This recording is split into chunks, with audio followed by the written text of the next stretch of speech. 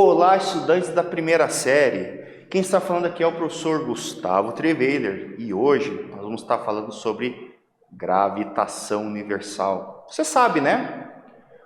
Você sabe a gravitação universal, aquela gravidade, né? A coisa atrair.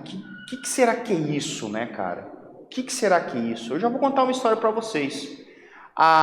O Kepler, né? Ele já sabia que precisava ter alguma coisa, né, vinda do Sol para poder fazer com que as suas leis funcionassem.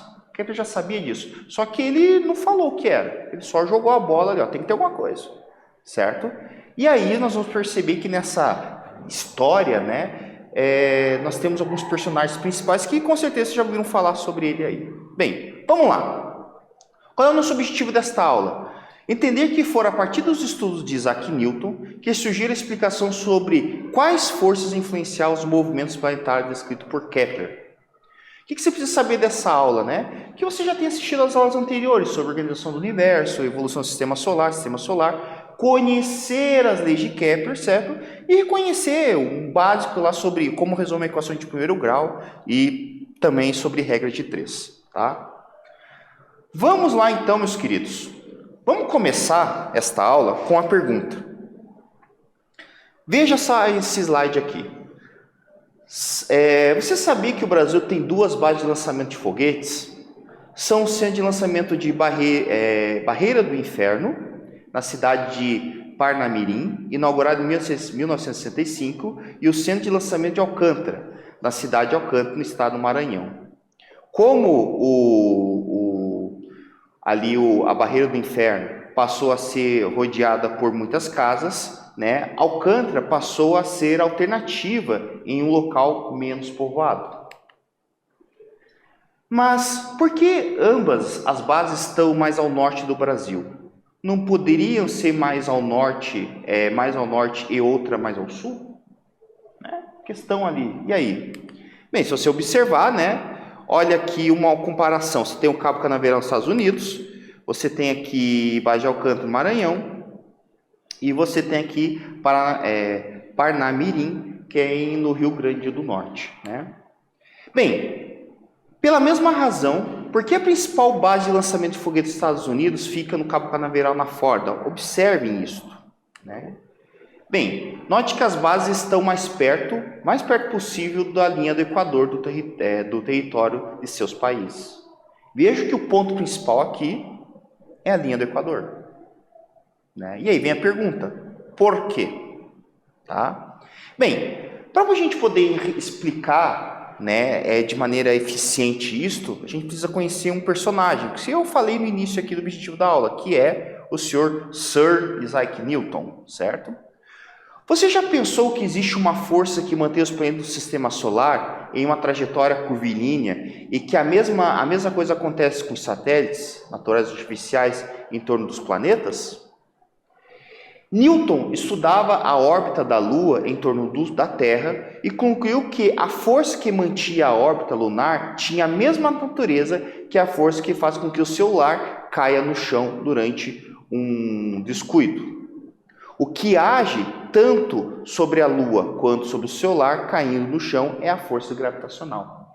Essa história é uma história fascinante, porque você tem o seguinte, você tem aqui um conceito de força de campo, né? Você vai ver sobre, a gente vai falar um pouquinho sobre ela, mas o Isaac Newton, ele desenhou, né, utilizando as leis de Kepler, que tinha que ter alguma coisa, no caso essa força, era uma força de campo. Ele não jogou muito na ideia ali inicialmente, porque isso não podia ser muito bem visto, ele podia causar muito rebuliço, certo? Mas já podia se existir que você tinha uma força de campo. Por quê? O conceito de força, ele era visto como uma coisa de contato. Ou seja, eu preciso ter o contato para poder atuar sobre o corpo. Então, como é que eu vou ter um negócio aqui, o negócio aqui e fazendo isso aqui, ó, né?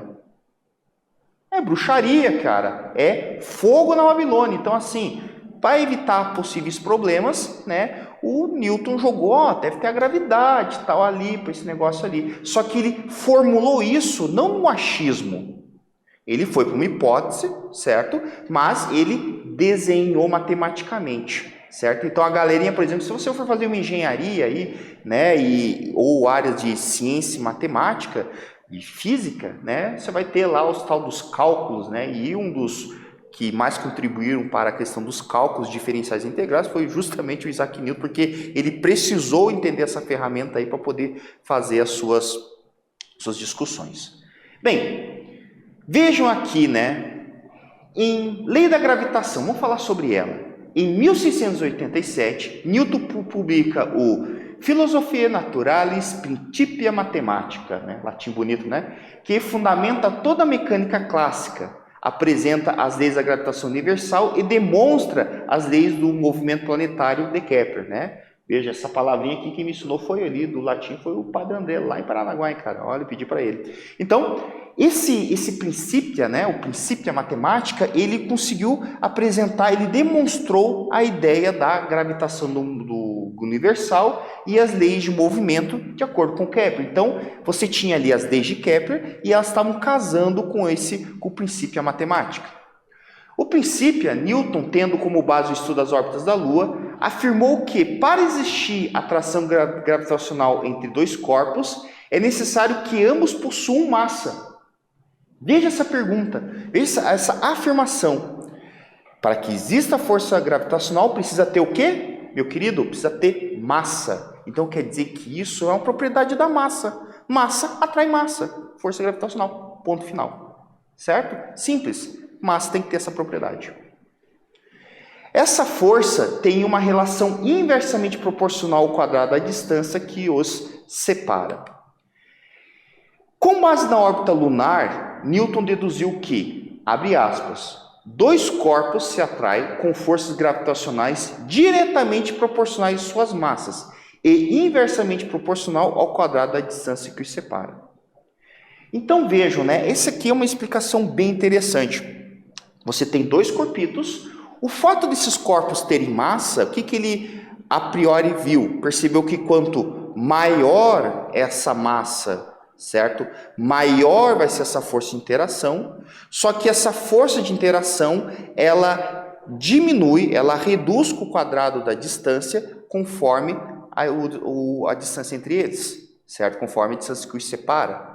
Certo? Então, essa expressão eu posso dizer o seguinte, que em módulo, olha que bonito isso, o módulo dessas aqui, você pode perceber que a força F1, que é a força que a massa 2 está fazendo sobre F1, né? E o F2, que seria a força que o F1 está fazendo sobre o M2, elas são iguais, certo? Ou seja, da mesma forma, eu posso entender da seguinte maneira, como a Terra me atrai, eu também atraio a Terra. Certo? São a mesma intensidade, ok? Intensidade, preste bem atenção nisso. Então ele concluiu que essa força ela era proporcional ao produto da massa, por exemplo, entre a Terra e a Lua, relacionado com a sua distância.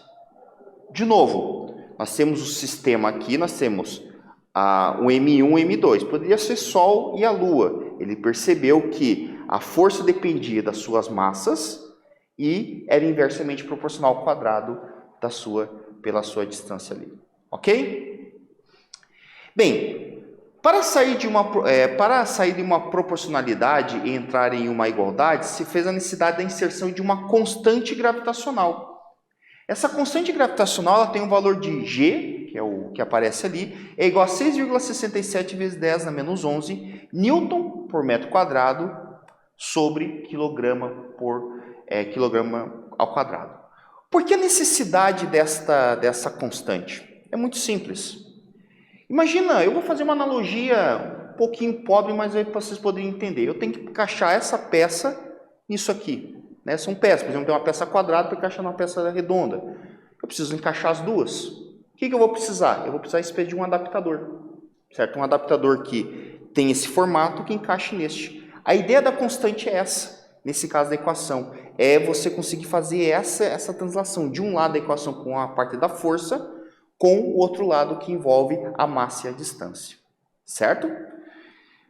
Bem, então nós finalmente chegamos na seguinte expressão, que, de acordo com a lei da gravitação universal, que a força gravitacional é igual a constante G, esse G não é gravidade, fica bem ciente, tá? Vezes a massa, no caso da Terra, vezes a massa da Lua sobre a distância ao quadrado, certo? Então aqui eu posso expandir isso não apenas para a Terra e a Lua, eu posso expandir isso para qualquer corpo, certo? Em que eu tenho aqui que esse G, ele assumiu o valor, como a gente comentou ali, um valor muito pequeno, 6,67 vezes 10 a menos 11, ok? Bem, vamos falar um pouquinho mais sobre essa constante G. Provavelmente Newton estipulou uma constante gravitacional a partir dos corpos em queda livre, mas foi o físico inglês Henry Kaminski que, em 1797 e 1798, que tratando de determinar a densidade da Terra, estipulou o primeiro valor com extrema precisão em um dos experimentos mais belos da física. Para isso, ele utilizou uma balança de torção, que consegue medir torques muito fracos. Veja que doido, né? A balança de torção de Kaminski. Bem, duas pequenas massas são fixadas nas pontas de uma barra, que está suspensa por um fio. Outros dois corpos com mais massa são mantidos fixas nas proximidades das duas pequenas massas, que pode se mover. Então veja que doido aqui, ó. Você tem aqui uma haste, dois corpos ali, né? No caso, duas massinhas, e você coloca outros corpos ali. Esse fio ele vai medir pequenas torções, então ele consegue ter uma precisão muito grande, certo? Uma sensibilidade, melhor dizendo, muito grande. E esse fio ele vai girar. A partir da torção desse fio, certo? Ou seja, ele conseguiu medir a força gravitacional, eliminando, obviamente, fatores externos em cima disto, né? Ele conseguiu chegar na constante que a gente está falando aí. A massa maior, por meio da interação gravitacional, desloca a massa menor em sua direção, causando a torção do fio, como eu comentei, que sustenta a barra. A medida do ângulo de torção permite estipular o valor da constante gravitacional, que é de, eu vou ler esse número aqui, 0,00000000667 newton por metro quadrado por quilograma ao quadrado. Valor bem pequenininho, né? Bem pequeno mesmo. Bem, essa formulação da lei de gravitação universal, ela conseguiu casar com a comprovação da lei de Kepler. Usando a gravitação universal, a segunda lei de Newton, a aceleração centrípeta e a velocidade tangencial de uma massa de um planeta M a uma distância r de uma estrela. Então, o que a gente tem? Vamos lá. Alguns termos vocês não viram aqui, né? Vocês já viram nessa aula aqui, viram hoje, sobre a gravitação universal. Então, eu tenho a formulazinha da gravitação universal. F igual G vezes M1 vezes 2 sobre a distância ao quadrado ali.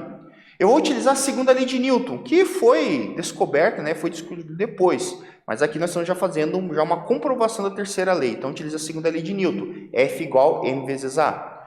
Vou utilizar a expressão de aceleração centrípeta, que é A igual V ao quadrado sobre R. E também utilizar a velocidade tangencial de um movimento circular, que é V igual 2πr sobre o período. Se eu fizer o casamento dessas três aqui, eu não vou entrar em detalhes como fazer isso, tá? Mas nós obtemos isso aqui, que T ao quadrado sobre R ao cubo é igual a 4π ao quadrado por G vezes Mzão. Esse Mzão aqui é a massa da estrela. Ou seja, aquele K, sabe aquele K que a gente viu na aula anterior, né, que era o 4 vezes 10 na menos 20 aqui para o nosso sistema solar? Ele depende do quê? Ele depende da massa da estrela, né? Então ali, essa distância R de uma estrela, certo? Então, você vai perceber que esse K, né, ele depende basicamente da constante gravitacional e da massa dessa estrela, em que você tem aqui o 4π, que é uma constante, um valor, né? Certo? E esse valor aqui bate com o que a gente vê aí. Bem, agora eu vou deixar com vocês uma atividade para vocês poderem ir respondendo aí. Como você tem massa, com certeza você também exerce atração gravitacional. Com base no que vimos até agora sobre as leis da gravitação, responda. Assim como você, todos os seus colegas de sala têm massa e também exercem atração gravitacional sobre os outros objetos. Por que então o seu corpo não atrai nenhum outro objeto mais leve na sua direção? Por quê? Eu vou dar um tempo para vocês poderem pensar sobre isso e daqui a pouco a gente volta a responder.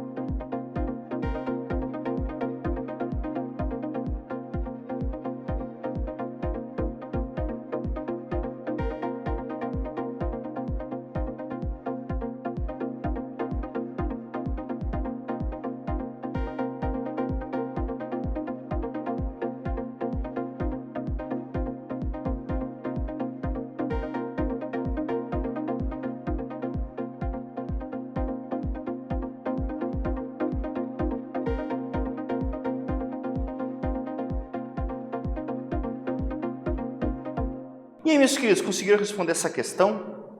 Né?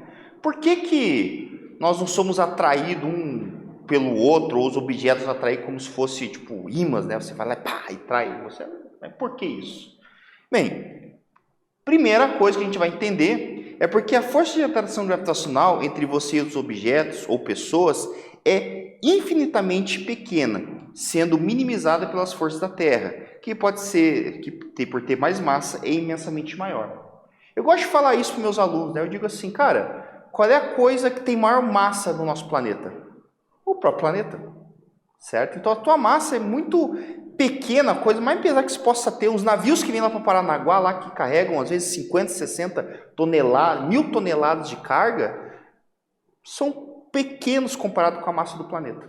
Então, o objeto que mais exerce força sobre nós é a massa do planeta Terra, certo? E essa força a gente vai chamar daqui um tempo de peso, né? Está relacionado com o nosso peso. Bem, eu vou agora fazer aqui uma outra atividade um pouco mais matemática. Eu vou dar um tempo para vocês poderem tirar as informações principais ali, depois nós vamos fazer uma chuchadinha matemática aqui, tá? Olha essa questão. A intensidade da força gravitacional com que a Terra atrai a Lua é F. Se forem duplicadas as massas da Terra e da Lua, e se a distância que os separa for reduzida pela metade, a nova força teria qual valor? Essa é uma questão um pouquinho mais matemática, um pouquinho mais elaborada. Eu sugiro você pegar lápis, caneta nesse momento, o caderno, o borrão, e vamos agora fazer alguns cálculos aí. Eu vou dar um tempo para vocês poderem ler bem certinho essa questão e daqui a pouco a gente volta para discutir.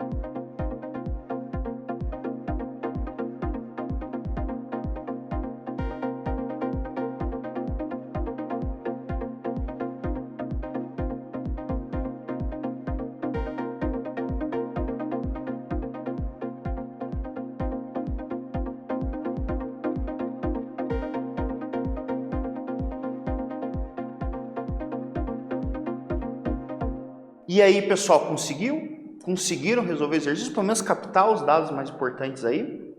Eu sei, isso aqui é um exercício, né, que exige aquela manha, né, malandragem, tal, matemática ali, né? Vou falar na época a famosa chuchadinha matemática, né? E a gente precisava daquilo ali. Cara, mas o que acontece? Esse tipo de exercício era muito comum porque a galera não sabia a massa das coisas, eles sabiam fazer proporções. Nem medir direito se conseguia, né? Então você falava, isso aqui é um valor X, a metade disso é isso aqui, né? Então eles faziam muitas proporções, por isso que existe muita questões dessa parte sobre gravitação que são proporções, tá? Então para isso nós vamos fazer o seguinte, nós vamos esmiuçar essa questão. Então lendo a questão ela diz o seguinte, a intensidade da força gravitacional com que a Terra de massa mzão atrai a Lua, que é uma massa mzinho, é F. Então, com isso, eu posso dizer aqui que o F, né, ele é representado pela constante gravitacional G, vezes mzão, vezes mzinho sobre a distância que separa, no caso, a Terra e a Lua. Agora que vem a jogada. Se forem duplicadas a massa da Terra, ou seja, a massa da Terra era m, passou para 2m. E da Lua, de mzinho, passou para 2mzinho. E se a distância em que separa for reduzida pela metade, ou seja, a distância que eu tinha era d, eu passei para 2d. A nova força, essa nova força eu representei por um F', teria qual valor? Certo? Então agora vem a questão de matemática. O que eu vou fazer? Eu já conheço essa primeira expressão. Agora eu vou achar um novo F', certo? Que é o seguinte, F', substituindo na expressão que eu tinha ali da gravitação universal, teria que F é igual a G vezes a primeira massa, o M1, vou substituir por 2M. O M2 eu vou substituir por 2Mzinho. Sobre, e aqui que vem o pulo do gato. A distância é ao quadrado, então é D sobre 2, tudo isso elevado ao quadrado. Certo? Porque é o R, né, o X, ali a distância entre os corpos. Então, essa distância agora eu chamei de D sobre 2, porque eu estou fazendo uma comparação com a primeira situação. Aí vem a matemática, né? O que eu fiz aqui? Eu levei o D sobre 2 ao quadrado, né? Ficou D ao quadrado sobre 4. E aqui eu faço aquela jogadinha das divisões de frações, né? Então, esse número aqui vai estar multiplicando por outro lado invertido, né? Então, você tem aqui que F' vai ser igual a G vezes 16 Mzão vezes Mzinho sobre D ao quadrado. E aí, qual o pulo do gato aqui, meus queridos? Olha lá, ó. Eu vou perceber que G, Mzão, Mzinho e D, nessa ordem, é o F. E sobrou o que nessa brincadeira toda? O 16. Então, eu posso dizer que a nova força ela é 16 vezes maior que a força anterior. Então, aumentei a massa, diminui a distância e eu achei uma proporcionalidade entre elas. Beleza? Tranquilo? Qualquer coisa, queridos, refaça o exercício. Aqui nós temos que refazer. Sempre refaça os exercícios por mentes de cunho matemático. Ok? Então, vamos responder nossa questão ali. Sabendo que a Terra é levemente achatada nos polos, como a informação que botamos, né, a pergunta do aula do começo, por que as bases de lançamento do Brasil e dos Estados Unidos são as mais perto possíveis da linha do Equador em seus territórios? Eu vou responder isso na próxima aula, querido. Porque eu vou precisar entender um outro conceito aqui, que vai ser a aceleração gravitacional. Beleza? Bem, o que vimos? Que a força mantém a força que mantém a Lua girando em torno da Terra, que gira em torno do Sol, é a mesma que faz um celular cair no chão. É a força gravitacional. Dois corpos que têm massas se atraem mutuamente de forma proporcional e suas massas é inversamente proporcional ao quadrado da distância em que os separam. Então aqui estão as nossas referências, certo? Eu espero que vocês tenham gostado dessa aula, meus queridos. Refaça o exercício e até mais!